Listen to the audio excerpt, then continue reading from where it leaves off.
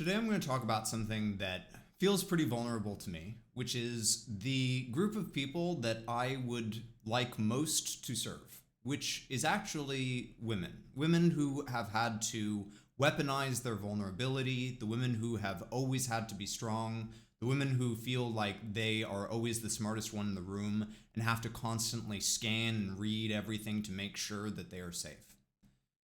And the reason that I want to work with people like this is because the transformation that I see when I work with people like this is inspiring. I admire it a whole lot. Basically, what I see is that people are finally able to take up the space that they deserve. And to put it bluntly, they become badass bitches. Now, let me be very clear that in talking about this, there's an incredible amount of fear for me because I'm a white man. And for good reason, a lot of women are pretty suspicious of white men that say that they want to help women. There's a whole lot of, like mansplaining that goes on. And honestly, I share that fear too. I really have a lot of fear about becoming the kind of man that I hate. The men that you see on, Instagram reels that are talking about goddesses that, like they call women goddesses. And then they talk about how they should show up better for men. And it just like even talking about it now makes me want to gag. And what makes it even more tricky is that I do view women as goddesses. And so I was having a conversation with my brother recently, and I was talking about this, and I was asking him how is it that I show up differently? How is it that I'm not unbelievably cringe like those guys that you see on Instagram? And he was saying, I think it's not necessarily about what you're doing or what's there. It's actually about what's not. I don't hear any sense of ego or patronizing in the way that you talk about this. It just feels like what is true and important for you. And that meant a lot to me because I do think that the fear is very real, that that a lot of women that I work with, they hate men, and for good reason, because they have been horribly hurt by men. And so it is really important to me to show up in a way that makes women feel safe, heard, understood, etc. And the good news is that it seems to be working. So I'll give you one example. I was working with a client at one point, and during the conversation, they forgot that I was a cis man. When I reminded them, they were just like, "Oh yeah, I I forgot."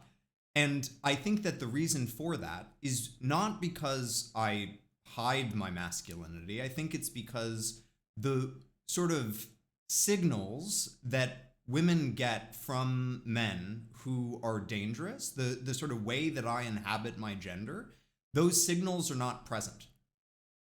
And so when I work with women, a big part of the way that I think I help women to feel safe is that we build trust because I acknowledge the hurt. I think a lot of men, ego gets in the way and they don't want to acknowledge the hurt that has been done in that gender dynamic. But for me, I feel a lot of hurt and anger about it too. And so when I work with women, I acknowledge that and will, mirror and echo that. And there are two reasons that I'm talking about this topic today. The first is that I've received some feedback about my content historically, that there's a lot of really great information in it, but it is lacking vulnerability. And so this topic feels incredibly vulnerable for me. I feel incredibly uncomfortable talking about this topic right now. Even as I'm talking about it right now, I can feel like tightness in my chest. The other reason that I'm talking about it is because I think that this idea that people that are different from us can't understand us is actually really harmful. And don't get me wrong, I understand it. I get that, we like to move toward people that are similar to us. We like to, congregate with people that are similar to us. It's like the tribe mentality. It makes sense. It's human nature.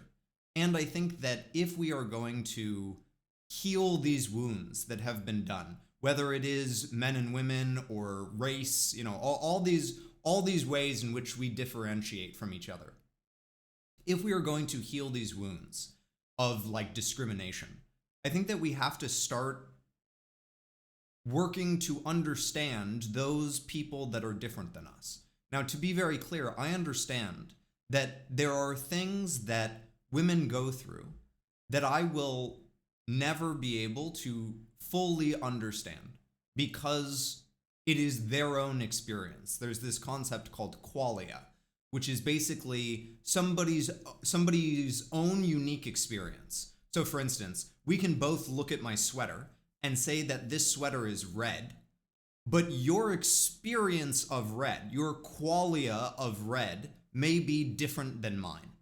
And there's no way to really know that, at least not yet. Who knows? Maybe at some point science will allow us to experience other people's qualia. But for now, we don't have that. So women are always going to have their own unique qualia that I will never fully be able to understand. And I can appreciate the unknowing. So one of the things that is a big part of the work that I do, something that I think makes me, as effective of a coach as I am, is that when I am met with something that I don't understand, it is incredibly shiny to me. I want to understand everything that I can about it. And so I ask lots of questions and I, use analogies and metaphors to try to come to the best understanding that I can around what it is that you are talking about and experiencing. So let me be really clear. I don't think that this is like a smart business choice.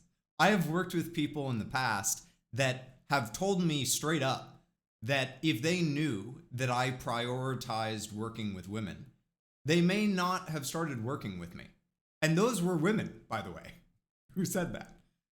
And I could, if I wanted to, just, target men or, like the trans community. Because honestly, those are pretty high demand communities that I would probably do very well in. And it's not the kind of work that I feel called to. The place that I keep being drawn back to and the work that I feel like I have the most impact in, the place that I feel like I am delivering the most value is in working with women. And these particular kinds of women who, feel like they've always had to be strong and the smartest one in the room. And so if you are that kind of woman and you feel like you have had to constantly shrink yourself or be strong or, are constantly scanning and never feel like you can let down your guard, I want to let you know, I want to reassure you that there are places that you don't have to do that. And I totally understand if you are skeptical of that. And if you'd like to see what that experience is like or feel what that experience is like, I'll leave a link down in the description where you can have a free 50-minute session with me where you just see how it feels. If you like videos where I talk about gender, this video is all about something that I think is really important for men to hear about, which is why men can't ask for help. It'll either show up here or down in the description. I hope that's helpful for you. I hope this video has been helpful for you, and I'll see you next time. Bye.